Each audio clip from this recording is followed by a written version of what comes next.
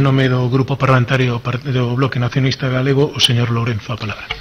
Moitas grazas, señor Mira, pola súa comparecencia. Fixo vostede unha primeira parte do discurso cun carácter, un poquinho máis teórico, cunha visión por arriba do que sería o seu modelo de educación. E nós, de algún xeito, compartimos algunhas das cuestións sobre o que a educación debe responder, para o seu sistema de valores, a preparación para a vida,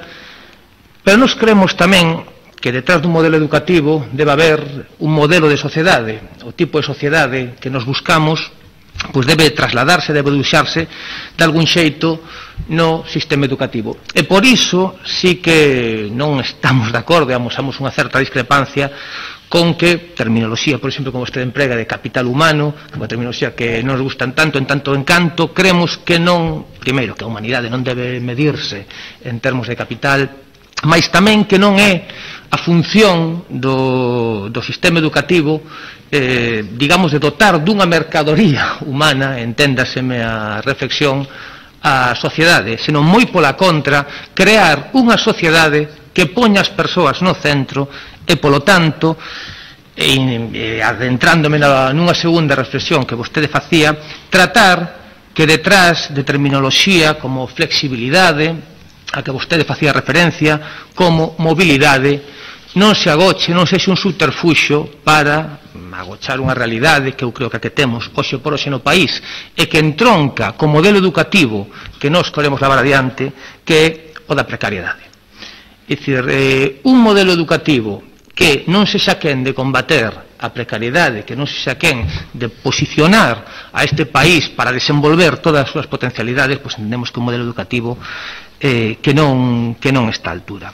Falaba tamén do tema dos investimentos. É certo que neste último ano hubo un investimento en termos absolutos no que foi en materia de educación, pero non en termos porcentuais. E por iso creemos que un dos obxectivos que debe haber para o ensino post-Covid, que nos queremos é un incremento sustancial da partida en materia de educación. Eu, se non me engano, falo de memoria, pero creo que pasamos do 21,2% do ano pasado ao 20,5% neste ano, falo de memoria. Polo tanto, a hora de garantir a accesibilidade ao emprego, que aí sí que concordamos que, lóxicamente, a educación debe ter esa función, pero tiñamos hai escasos días nesta mesma comisión persoas formadas en sistema educativo que a realidade do emprego que se atopan, o colectivo precarios, é unha realidade ben diferente e creo que ese é un dos grandes retos que ten o noso sistema educativo no tempo que temos por diante. Falábamos como un dos méritos, como unha das realidades que temos hoxe por hoxe no noso sistema educativo, a taxa de abandono escolar. É certo, temos unha taxa de abandono escolar que se ven reducindo en todo o Estado dende o ano 2008, unha taxa de abandono escolar que en Galiza, creo que falo tamén de memoria, está un punto por debaixo do que acontece na evolución no conxunto do Estado, mas tamén é evidente que, segundo se desprende ademais do informe sobre a situación do ensino do ano 2019, que esa taxa de abandono escolar obedece de reducción do abandono escolar obedece lóxicamente a unha situación motivada pola crise de 2008 que, ante a falta de demanda de emprego, moito estudantado decidiu empregar ese tempo para formarse en idades que ademais son as que están precisamente cubertas con esa taxa de abandono escolar temperán, que son entre os 18 e os 24 anos. E digo isto porque hai outro factor que incide tamén nas taxas de abandono escolar, como é a repetición. E aí sí que creo que é algo que lle quero, facer unha pregunta sobre o seu posicionamento a este respecto, sobre os datos de repetidores que temos, e ademais que, por parte do grupo que sostén o goberno, se veu facer unha emenda ao decreto 31/2020 que vende a aprobar o Estado a este respecto, pero creo que hai datos que deben facernos reflexionar. A taxa de repetidores da media na Unión Europea é dun 12%. No caso do Estado español é dun 30,8%. Isto que, lóxicamente, ten a súa incidencia nas taxas de abandono escolar, creo que nos debe facer reflexionar sobre cal é o modelo educativo que temos detrás e tamén cal é o camiño que queremos percorrer para que o éxito académico pois non leve aparellado un maior número de anos, por cuestións de repetición, lóxicamente, no sistema educativo. En tronco, foi moi ampla a súa exposición, é imposible tratar de abarcar todos os puntos, pero un aspecto que me parece fundamental e concordo cos resultados de PISA, pois son resultados que temos que seguir afondando. Creo que compre un recoñecemento a todo o profesorado, a toda a comunidade educativa, porque si é certo que hai unha mellora destes resultados, non é menos certo que de onde vimos é importante. Estábamos nunhas tasas, pois, pola propia historia do Estado, que eran, absolutamente demoledoras. Pero eu tamén son consciente que, sendo PISA un referente que debemos ter en conta, non é menos certo que PISA reflexa datos iguais para realidades e sistemas educativos moi diferentes. Resultados, os países que sacan mellores resultados en PISA son, por exemplo, Singapur, Taiwán, Corea. Son modelos educativos onde a competencia, o individualismo, a disciplina, digamos, a disciplina no sentido do estricto que é o modelo educativo, pois que experimenten cada un resultados que, por exemplo, non teñen en conta pois modelos como a análise crítica, como empatía, etc, etc. O que queremos dicir é que unha cuestión é a meta no resultado. En ese sentido, creemos que sí que obviamente hai unha mellora, mas tamén consideramos que é importante o camiño, que modelo educativo queremos implementar para acadar os mellores resultados en PISA. E nós, a sensación que temos é que en moitas ocasións pois, o camiño da competitividade exclusiva do individualismo non ten por que ser o camiño. É dizer, lóxicamente aquí hai as teses do confucianismo detrás, dos yugus famosos en Xapón tamén, creemos que son cuestións que merecen unha reflexión, e lle pido cal é o modelo educativo que vostedes valoran neses termos. Sei que é unha pregunta ampla e que require pois tempo para a súa resposta. E creo que tamén é importante valorar, ao igual que facemos a avaliación de PISA, non é menos importante prestar atención que algo do que non se adoita falar tanto como son os informes TALIS, os que avalían a competencia do profesorado, porque aí non saímos tamén parados, e aí sí que reflicten pois un pouquiño as carencias que temos e que deben supoñer tamén un reto para o profesorado do país, carencias de formación, carencias en termos, pois de empregabilidade, de estabilidade, etc. A respecto,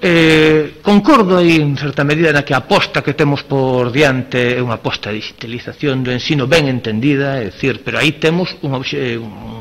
freo evidente, como é a fenda digital, o que vostede facía referencia, e creo que aquí hai unha cuestión que, dicía de algún xeito tamén o señor Álvarez, que é absolutamente estrutural. Galiza é a nación do Estado que ten a menor cobertura por fibra. É dicir, lóxicamente, é dificilísimo en todo o Estado onde hai unha rede de cobertura por fibra, que sería, e hoxe por hoxe nos tempos que estamos a vivir,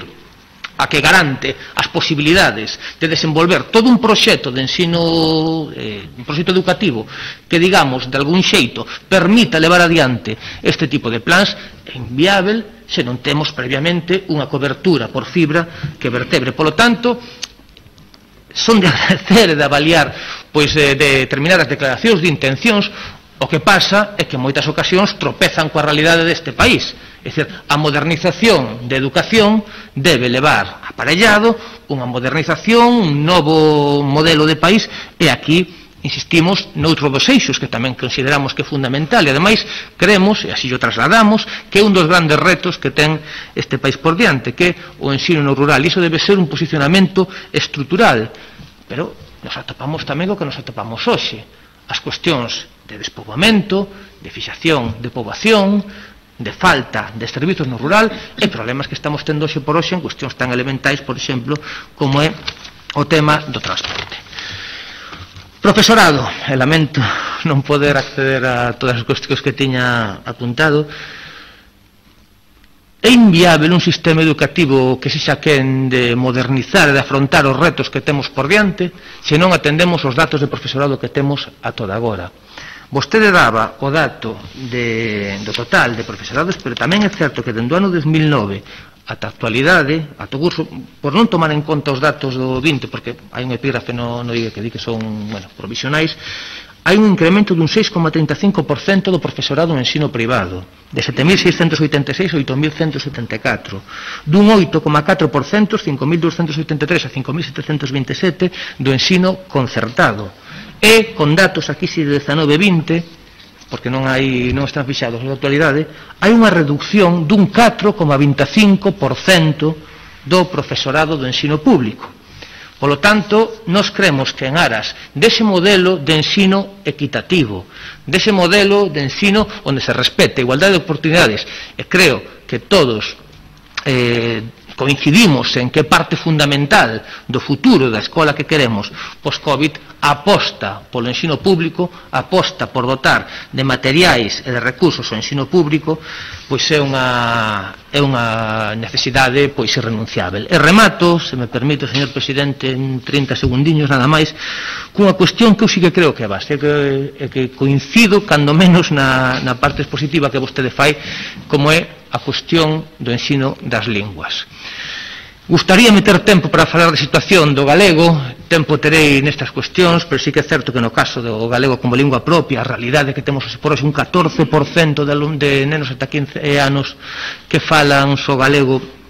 maioritariamente galego, fronte un 74%, creo que unha realidade que tamén compra tallar, mas como proposta, creo que é fundamental implementarmos nas escolas oficiais de idiomas de maneira sistemática o portugués. E digo porque eu creo que aí temos un polo económico, un reto de país, que o propio outro día, un cumio no que estiven, que estaba o presidente Feijóo, e que a propia ministra portuguesa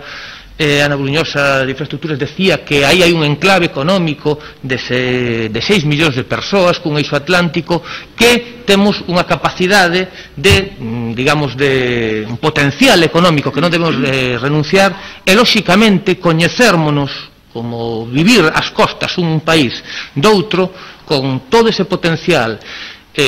con todo o que de positivo podería ter para ese país, pois creemos que é algo irrenunciável. Aí o sistema educativo ten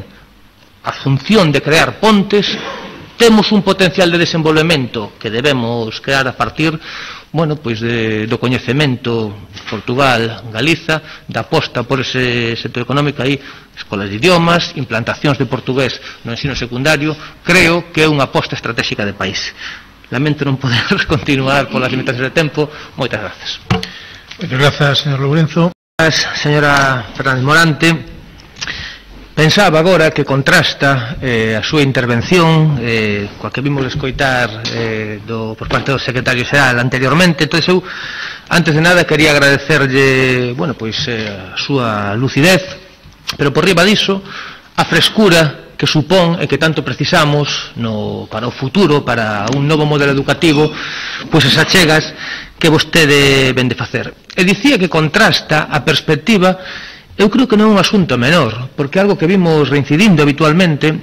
que por unha banda está a perspectiva dende a administración, a perspectiva dende os poderes políticos do que é a educación, e aí entronca co que vostede acertadamente o noso xuizo sinalaba sobre o debate educativo, sobre a perspectiva e o modelo educativo que queremos dende a comunidade educativa da que vostede forma parte. E por iso empezo polo que vostede dicía ao final, é dicir, sobre algo que é un aspecto central, se cadra intanxível para debater en apenas 10 minutos, mesmo no marco desta comisión, pero sí un debate ontolóxico, se se quere, sobre que é educación e que tipo de educación queremos. En tanto en canto vimos de escoitar unha intervención do secretario xeral de Educación en termos dun modelo educativo volcado pois no mercado laboral, do estudantado convertido en capital humano, esta terminoloxía que me parece aterradora, que así yo sinalei o señor Miralema antes, fronte a unha educación que aposte por un novo modelo social, unha educación integral e unha educación que non este a expensas dos mandatos do mercado, sino que decida que tipo de sociedade quere e en que tipo de mercado queremos instalarnos. Eu creo que este é un debate central, un debate que por momentos semella abstracto e inabarcável nun foro como este, mas eu si creo que é un debate que se presta a esa reflexión xeral e que se presta nos tempos que estamos a vivir, e que se presta porque eu creo que de algún xeito esta pandemia deixou en evidencia pois o modelo educativo que se ia debuxando protocolo tras protocolo, iniciativa tras iniciativa as que vimos durante todo este tempo. En todos os protocolos, a pouco que se rabuñase, atopábamos o alumnado como suxeito pasivo, suxeito paciente de todas e cada unha das actuacións. A aula como un espazo de comunicación unidireccional, na que o alumno apenas ten protagonismo, e isto acrecentouse moito máis cando tivemos que padecer o peche, a situación de ensino a distancias. Eu pidolle unha valoración sobre esta realidade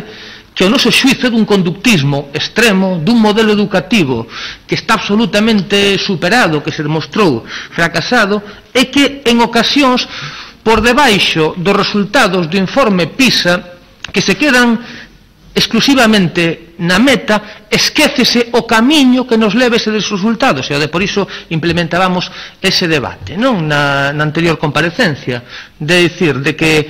aos resultados de PISA chega exactamente igual Singapur que o Estado español, sendo modelos de sociedade absolutamente diferentes. Co cal, un debate que decíamos, Confucio versus Sócrates, se se quere, é dicir, que o que nos queremos, que modelo educativo tratamos de implementar. E por iso, eu creo que nas súas consideracións previas, e sospeito que non chegarei ao final da miña intervención, falaba de tres aspectos que eu creo que son absolutamente centrais, pero exactamente igual que creo que son centrais, creo que están tan absolutamente manoseados, teñen, digamos, unha implementación no debate académico tan manido, que é necesario, e creo que vostede o fixo, ademais de agradecer, clarificar exactamente, irnos ao concreto destes termos, porque eu creo que máis alá, nos creemos, que máis alá da despolitización da educación, que é unha evidencia, creo que o Estado español na transición, lóxicamente, educación é das grandes eivas, probablemente co sistema judicial, mas eu creo que hai que falar tamén dun aspecto que é central, que é a independencia do debate educativo, porque a politización da educación obedece constantemente a presións de lobbies educativos, lobbies que teñen que ver probablemente en moitos casos, bueno, pois lobbies confesionais, lobbies económicos, lobbies editoriais, que impiden de algún xeito a través das súas presións que este debate se poida dar en termos do que é o cerne, o que é o centro da educación, que non é outra cousa que o interese xeral dunha sociedade e o modelo social que nos buscamos. Por lo tanto, nos creemos que este tipo de debates, por unha banda, quedaron desdebuxados na pandemia, mas tamén de algún xeito no concreto, no día a día, na vivencia, e algúns que vivimos esta primeira parte da pandemia nas aulas ben o coñecemos, ben o padecemos, pois de algún xeito tamén evidenciaron todas as eivas. Eu creo que nesta comisión de reactivación compren dúas realidades. Por unha banda, analizar esas carencias que houbo e, en base a esas carencias, partir dos erros, eliminar os erros, e debuxar o modelo educativo que queremos.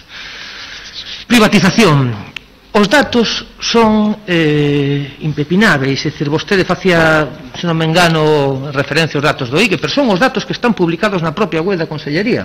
que estábamos dicendo. Nos últimos 10 anos, incremento do ensino concertado, 8,4, decía antes, incremento do ensino privado, 6,35, e descenso do profesorado no ensino público. Pero que, ademais, hai un dato que eu creo que é fundamental. No Estado español, o 32% do alumnado está matriculado en centros de ensino privado concertados, fronte á realidade de Europa, que é dun 18%. Lóxicamente, aquí temos uns datos que nos deben facer reflexionar sobre o carácter público da educación e sobre o modelo educativo, porque non se trata só de ensinos privados, senón de que creo que un debate que é urxente dar é se como sociedade estamos dispostos a financiar a centros que segregan alumnado por sexo, e non só iso, senón que inoculan odio nunha sociedade. Eu creo que é un debate fulcral, un debate que temos que dar, e que, dende logo, calquera sociedade moderna e que queira ter, pois, ansias de ser un país de progreso, de liberdade, non se pode permitir esta realidade nos centros de ensino. Tecnoloxías de información e da comunicación, que ademais constame polo que lín sobre vostede que é unha persoa que ten toda a capacidade e todo o potencial para falar sobre isto. É habitual que cando se dan estes debates falemos de grandes proxectos que coincido ademais, e como exageradamente decía, non ten ningún tipo de avaliación de impacto. Avalar, Edisgal, etcétera, dan grandes titulares para a compra de ordenadores, pero a realidade é que todo o mundo que traballa nun sistema educativo sabe cal é a práctica docente. Primeiro, porque se empregan habitualmente como un mero almacén de titulares, mas tamén porque o modelo educativo e a tecnoloxización da escola van por vías diferentes. Por suposto, unha precisa da outra, pero que se nós cambiamos o xiz polo ordenador e non cambiamos o proceso, o método educativo, pois creo que tamén ningún favor estaremos facendo. E claro, pensaba na última intervención, claro que se estamos falando de digitalización e de modernización e da capacitación para o profesorado, pero que as medidas que se están implementando na actualidade baséanse en tratar de formar ao profesorado en aula virtual, con cursos a través da aula virtual, eu creo que o contrasentido e o sinsentido pois maniféstase por si só. É unha tentación que sospeito que vai estar enriba da mesa con respecto ás TIC. As TIC son unha ferramenta fundamental e imprescindível para o futuro de calquera sociedade que queira estar no mundo. Mas eu creo que debaixo do debate da tecnoloxización está tamén o debate do uso que se queremos dar ás TIC. As TIC nunca deben sustituir o contacto humano, as TIC nunca deben constituir un modelo pedagóxico baseado no emocional, no contacto, que creo que polo que sospeito que imos ver, porque non é nada novo ver o que está acontecendo, por exemplo, coa sanidade, verdade? Que son modelos que se están implementando e, dende logo, se hai algo que non nos podemos permitir que este deshumanizado pola propia definición é educación. Polo tanto, aposta sen dúbida polas TICs, pero as TICs sen modelo educativo temos que avalialas, bueno, pois na súa xusta dimensión. Tería o tempo tamén apremia, plan de necesidades educativas especiais. Foron os grandes esquecidos neste tempo, como vostede sinalou, mas eu creo que a aposta dunha administración por un plan de necesidades especiais non se pode resolver en 4 folios sen contactar con ningún axente especializado. E creo, e dicimos isto, porque creo que nesta comisión dende logo temos que ter as gafas de lonxe e ver que modelo educativo queremos, pero creo que tamén é importante poñer enriba da mesa as gafas de preto, porque o alumnado que temos hoxe por hoxe con esas necesidades está a ser unha vez máis abandonado despois de 8 meses de pandemia. Asperga, vai unha parte das asociacións que traballan día a día nestes casos, ven dicir que ese protocolo de necesidades educativas especiais sen recursos e sen profesorado non cumpre as expectativas, pero que ademais, e así o trasladan, foi unha mera excusa para decir que aquí algo fixemos, e creo que iso tamén é absolutamente intolerável, porque debe ser un aspecto central para un ensino integrador, un ensino inclusivo e un ensino empático. Remato simplemente pedíndolle unha valoración tamén sobre o plan de necesidades educativas especiais, e remato, presidenta, cunha última mención á cuestión do idioma. É imposible, entendemos dende o BNG, construir un país con proxección de futuro, un país con potencial, capaz de desenvolver todas as súas potencialidades, se non partimos da autoestima das nosas posibilidades como pobo. O que aconteceu co debate lingüístico eu creo que é absolutamente extrapolável ao que aconteceu co debate educativo, que se empregou dunha maneira absolutamente perversa. Os datos están enriba da mesa. Finalizo coa cuestión que se decía: claro que debemos render contas, claro que debe haber unha avaliación do impacto. Estamos agardando aínda a que a Consellería de Educación faga públicos os datos do impacto que tivo o decreto 79/2010. Se cadra porque vanlle sacar os colores e van a deixar en evidencia o que todo o mundo está a percibir. A perda de falantes dunha lingua milenaria, a perda de falantes da lingua, única lingua propia deste país, a perda de falantes do que debe ser o sinal orgulloso de identidade deste povo. Nada máis e moitas grazas. Moitas gracias, señor Lourenzo, por tamén axustarse o tempo. Bueno, pois seguindo xa para terminar a rolda de voceiros, ten a palabra polo grupo o señor Manuel Lourenzo, ten a palabra. Bueno, moi boas tardes, señora Fernández. Moitas grazas por a súa comparecencia, polas súas achegas nesta comisión de reactivación. Coñecémonos de vello, sempre unha alegría volver saber de vostede, de ti, aínda que teña que estar, bueno, pois neste marco. Eu antes de comenzar quería decir que no que o marco xeral, o aspecto introductorio que vostede fixo na súa intervención, teño que amosar o que é unha coincidencia pois prácticamente absoluta no que ten a ver coa concepción das linguas, co papel das linguas no, bueno, na implementación dun modelo social de progreso, dun modelo social avanzado. Teño tamén algunhas salvedades, algunhas das cales adiantou o señor Álvarez, mas eu creo que de algún xeito vostede afondou en dous aspectos que son fundamentais, que ademais creo que deben ser o cerne desta comisión. Por unha banda, o papel das linguas como ferramenta de comunicación, o papel das linguas como sinal de identidade, o papel das linguas como unha ferramenta que nos permite o coñecemento mutuo, a empatía, mas tamén eu creo que un aspecto central é que de algún xeito esta mañán xa chegamos, e permítanme que o grupo que sostén o goberno reincida nesta proposta, porque creo que ademais ven moi a caída a súa intervención,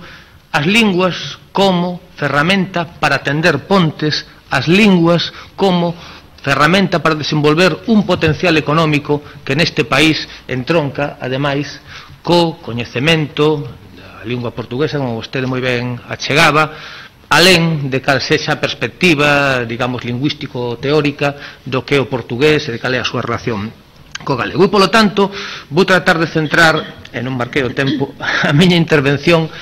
en dous aspectos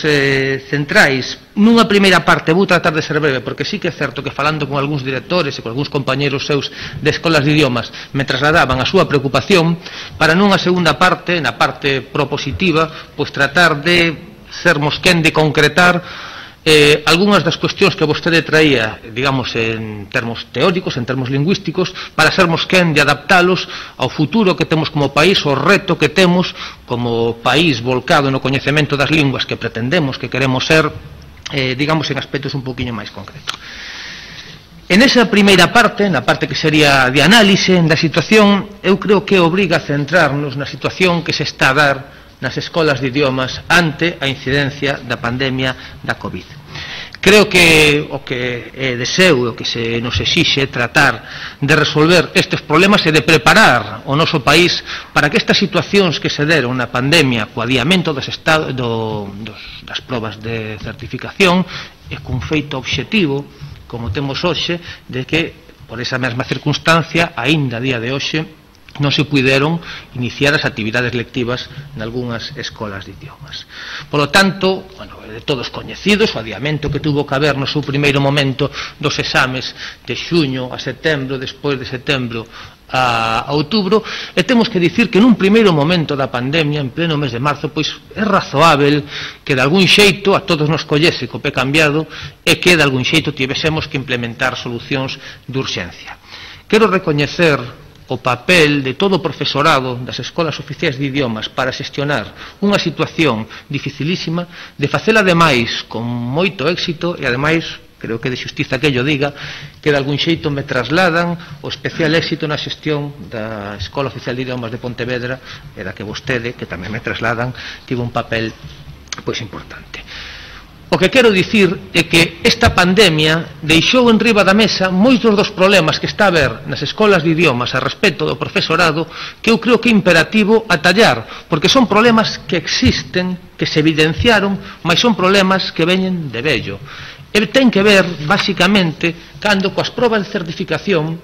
temos que asumir como algo natural e normal e que se ven a producir dende hai anos que un departamento de 3, 4 profesores pase a converterse nun departamento de 15 profesores. 15 profesores que non constitúen un corpo homoxéneo, polo tanto, non sempre están familiarizados cuns criterios de avaliación que son sustancialmente diferentes dos que adoitan empregar nas listas de secundaria, uns departamentos que, nomeadamente en materias como galego ou como inglés, pola propia demanda que teñen estas propias probas de certificación, provocan problemas ano tras ano, problemas na xestión de espazos, problemas da homoxenización dos criterios, e que de algún xeito veñen a ser trasladados, postos en coñecemento da Consellería dende hai ben tempo. Eu creo que isto hai solucións en riba da mesa. Unha desas solucións implementouse cando se facían listas específicas. Este creo que é un debate que tamén debemos poñer en riba da mesa e valorar, porque, lóxicamente, os criterios, as dinámicas, os procedementos e os mecanismos de aprendizaxe que se dan na SEOI non sempre é homologável ao que ten o profesorado de ensino secundario, e creo que tamén é de xustiza facer unha crítica en termos absolutamente constructivos, porque creo que é o espírito desta comisión o que veu acontecer por parte desta Consellería cando, en pleno mes de setembro, sí que houbo profesorado para acceder ás probas adiadas de xuño máis, atopámonos con que esa lista que se creou para as probas de setembro non estaba baremada. Eu creo que hai un problema de dilixencia evidente por parte da Consellería de Educación, e creo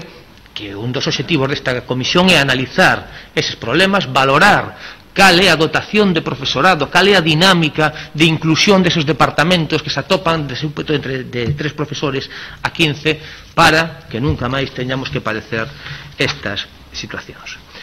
A pregunta é se vostede percibiu, como entendo que si, esta situación nas escolas de idiomas, se cree que estas situacións, estamos en situacións de mellora para resolver ese tipo de situacións, e que alternativas valoran para evitar, por unha banda, esta disparidade de criterios, esta dotación de profesorado e habilitación de espazos que se ven é diferente en diferentes escolas. Por exemplo, na de Santiago teñen un problema dende hai 20 anos que somos incapaces de sacar adiante.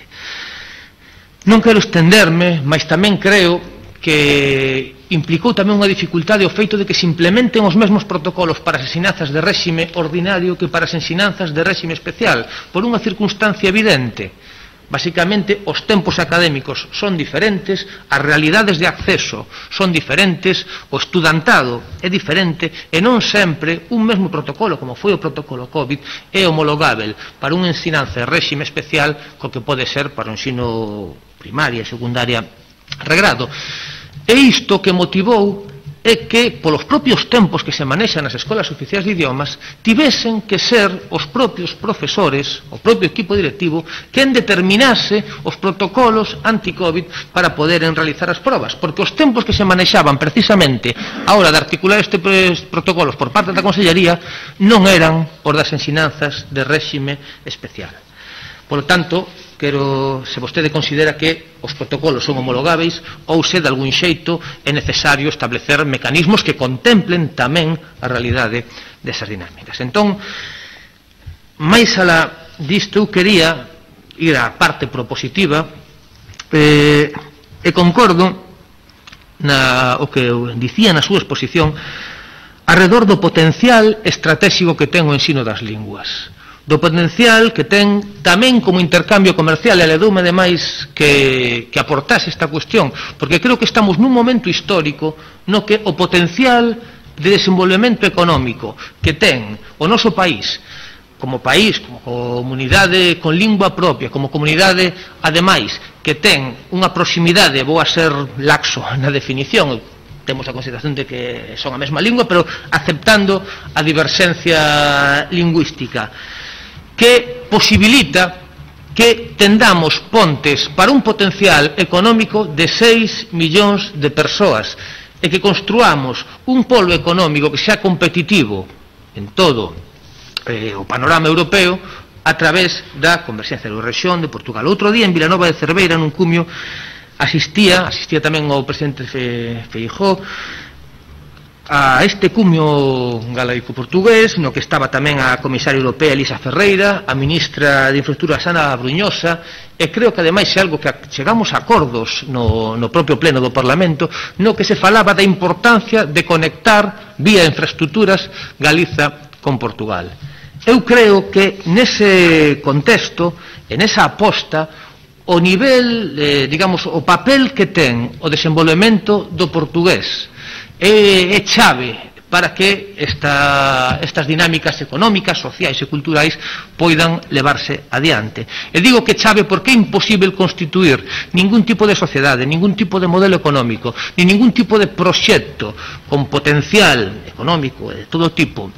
que progrese se se fai mirando cada un a un lado diferente, que é o que está pasando tristemente no caso galego e no caso portugués. Por lo tanto, recollo ese guante e creo que é importante, porque deu unha das claves que eu creo que é fundamental que se recolla nas conclusións desta comisión da aposta polo ensino do portugués como ponte para ese novo polo económico que creo que todos coincidimos que debemos crear. É unha aposta estratégica do país no que a lingua debe ser chave para abrir de vez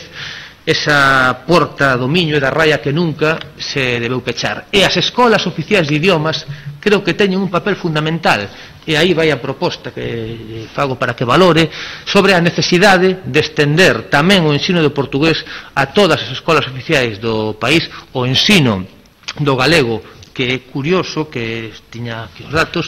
pero que está apenas en 7 escolas oficiais de idiomas, o ensino de galego, e non en moitas das extensións. E, polo tanto, non se entende que non teñamos, por exemplo, en Verín, Raia con Portugal, na sección non teñamos o ensino de portugués, pero tamén que en Ribadeo tiñamos o ensino de italiano e que non existe o ensino do portugués. Eu creo que lle escoitei a varios representantes do grupo que sostén o goberno que esta é unha aposta, e me gustaría que fose unha aposta estratégica e fundamental de cara ao futuro deste país, en clave de tender pontes, mas tamén en clave de sermos capaces de desenvolver un potencial económico como é de rexión,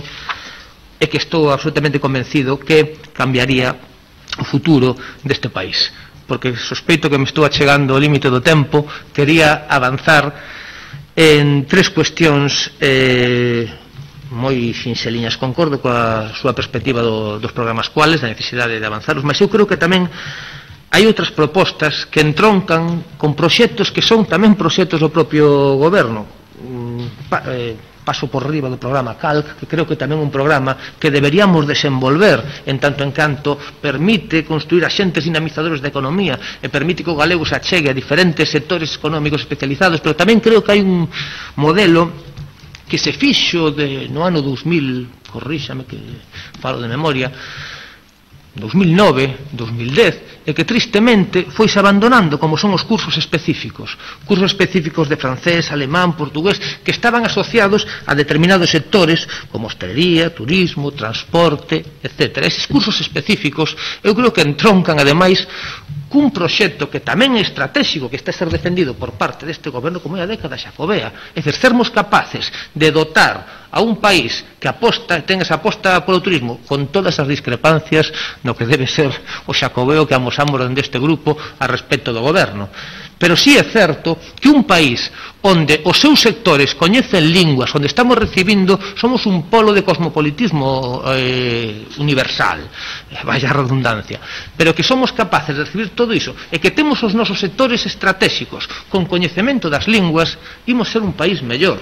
E, lóxicamente, aí os cursos específicos das escolas oficiais de idiomas creo que teñen un papel fundamental, mas non só o incremento, de verdade que acabo do portugués, tamén no ensino secundario, o fomento do galego, e o respeto do galego, que non creo que este sexa o foro para polemizar, pero creo que é unha necesidade irrenunciável, e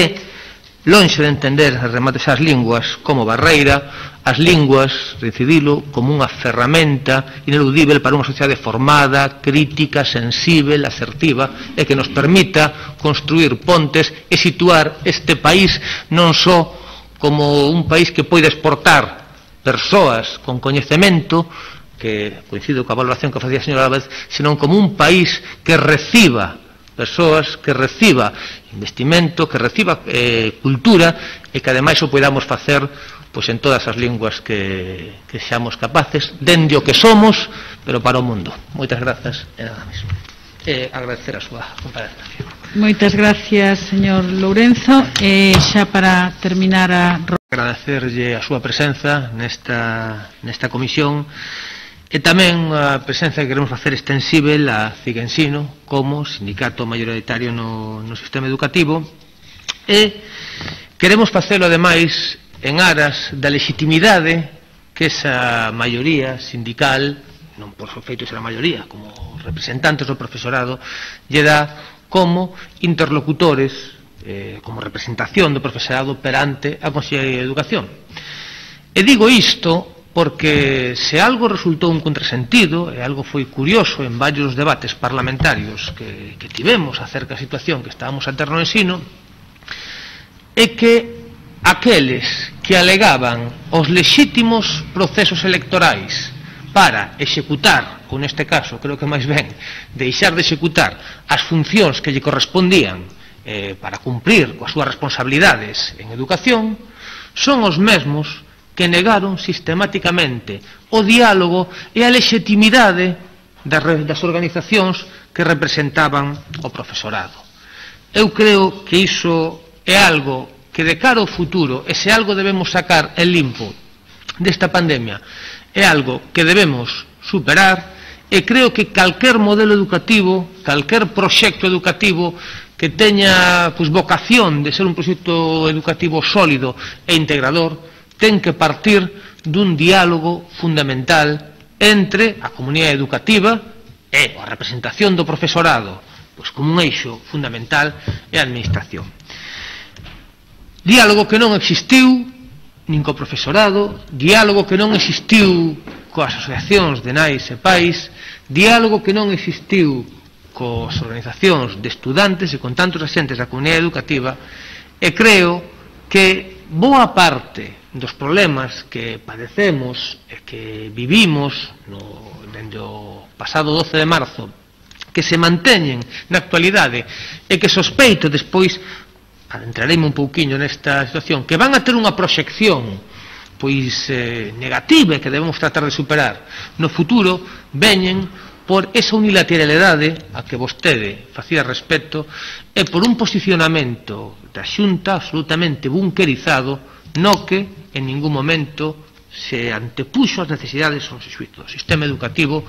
e que se tratou de antepoñer en moitos casos criterios electorais, así o temos que dicir, e criterios economicistas. E por iso eu creo que a enquisa que fixo a CIGA, que vostede facía referencia, dá tres claves que son fundamentais. É un traballo extenso, un traballo que ademais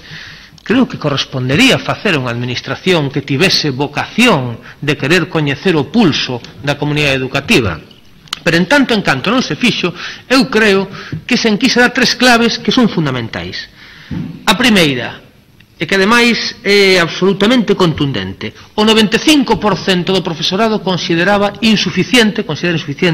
o labor da Consellería de Educación. Sobre unha mostra de 6.200 profesores case, non ter en conta esta percepción do profesorado, como aconteceu, eu creo que é unha irresponsabilidade. Outro dato que creo que é absolutamente fulcral é que o 66% do profesorado, ademais creo que hai outro trouxo, non recibiu ningún tipo de formación a respecto das necesidades que había de teledocencia, ensino virtual, e iso, se é grave en calquera contexto, moito máis grave é nun contexto de pandemia, pero ademais eu creo que denota un descoñecemento da realidade do sistema educativo a hora de ter determinadas medidas que non era posible implementar precisamente por estes resultados que o profesorado estaba poñendo en riba da mesa. E outro punto no que tratarei de chegar despois é o que ten que ver cos procedementos de avaliación. E das un debate nestes días que non é tal, un debate que se está empregando novamente neste pim-pam-pum sistemático que estamos a ter co Goberno de Madrid a respecto da avaliación. É unha pregunta que nos facemos porque hai novidades a ese respecto, e o que estou sen afondar porque saliu no día de hoxe non tiven ocasión de afondar nas medidas concretas, mas sí que o que se traslada a través da prensa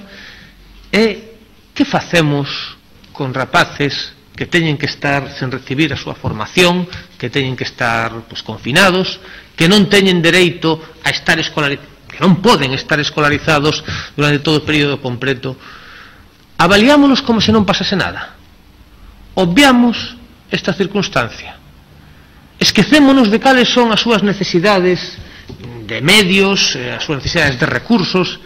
e facemos que a avaliación se convirta nunha especie de selección entre aqueles que si teñen ferramentas para poder afrontar esta pandemia e que penaliza os que non. Entón, eu creo que este é un exemplo, digo por extraelo, sobre os últimos, da política de bandazos e de improvisacións que vimos de padecer. E creo que, sospeito, porque por algúns debates parlamentarios que tivemos, a falta de recoñecemento destas políticas simplemente o que provoca que nos sitúa nunha incapacidade para afrontar os retos que temos por diante. E creo que nunha comisión como a que nos ocupa, unha comisión de reconstrucción, de reactivación económica, social e cultural, é central que sexamos quen de detectar os erros, que sexamos quen de poñer o acento naquelas cousas que trouxeron problemas, e problemas moi serios, en moitos casos, o profesorado, para, cando menos, sermos capaces de iniciar un proceso de reconstrucción que, insisto, teña en conta todas estas necesidades. Falábamos do baile de protocolos, non quero reincidir demasiado nisto, pero porque expresouno tanto o señor Álvarez como vostede, señor Bermello, dunha maneira que creo que ninguén na comunidade educativa quen de cuestionar, e aí volvo a incidir na distancia que existe entre a percepción, ni sequera a percepción, pero sí, digamos, do discurso que está a ter a Consellería de Educación fronte a esa realidade dos centros de ensino. Pero creo que hai cuestións que merecen, cando menos, ser atendidas en toda a súa dimensión. Dende o 12 de marzo, que iniciamos con peches, con confinamentos do alumnado, constituíuse o Comité Educativo a 20 de setembro. Nun verán no que os claustros estaban ateigados de profesores tratando de organizar os centros e tratar de cumprir un día coas indicacións que se nos daba un protocolo e outro día que se nos indicaba outro protocolo. Eu simplemente quero trasladarlle, sospeito cal é o posicionamento da Consellería, do grupo que sostén o goberno, pero que impacto tivo para a comunidade educativa, que impacto tivo para a reorganización dos centros o feito de que fose co curso xa iniciado cando a Consellería de Educación decide, fixémonos, convocar técnicos e expertos para decidir que medidas se van tomar. 20 de setembro. E todo isto, despois dun 7, falo de memoria, un 7, un 9 de setembro, non lembro exactamente a data, na que se convoca por primeira vez o Consello Escolar, e nesa resultanza do Consello Escolar, cando se nos din que todas aquelas medidas, toda aquela argumentación que estábamos a ter co baile de protocolos é auga mollada, e implementan semipresencialidade, implementan ensino con mamparas unha semana antes do inicio do curso. Que impacto tivo isto para os claustros? Que impacto tivo isto para os profesorados? Cal é a percepción que teñen do sindicato que representa a maioría do profesorado deste país do impacto e das dificultades que implementaron estas medidas? Sinalaban tamén nun aspecto que é absolutamente central ao noso xuizo o plan de necesidades educativas especiais. Un plan que foi contestado, por certo, por as principais organizacións que atenden a discapacidade neste país, pero que, sobre todo, eu creo que é un plan que xa non vou entrar, sí, nas cuestións cualitativas, pero que eu creo que non se pode resolver en 4 folios as necesidades que están a ter tantísimos alumnos do noso país con dificultades tan serias e que requiren tantísimo esforzo en recursos e en persoal. Un protocolo que se presenta despois das presións evidentes de que a realidade obxectiva de que foran os grandes abandonados durante o anterior confinamento, que non hubo posibilidade de atendelos, pero que, a pesar desta circunstancia coñecida, demandada e solicitada por todas e cada unha das organizacións que se prestaron mesmo a poñer o seu coñecemento pois en colaboración coa Xunta para levar adiante este plan, e se publicou o 23 de setembro. Co curso iniciado, que pasaba con eses alumnos, cal era a situación na que quedaban. E creo que algo que determina que